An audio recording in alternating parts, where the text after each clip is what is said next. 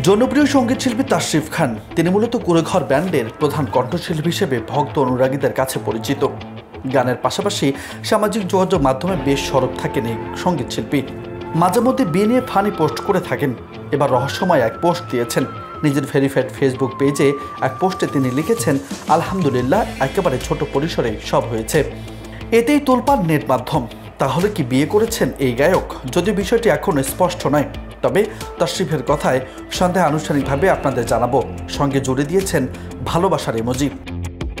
এদের জন্য বিয়ের কৌতূহল আরও জোরালো হয়েছে। পোস্টের কমেন্টে এক নেটিজেন লিখেছেন, ঝামেলা মাথায় নেওয়ার আগে অভিজ্ঞদের সাথে পরামর্শ নেওয়া উচিত ছিল। আরেকজনের কথায় যা ভাবছ তা না।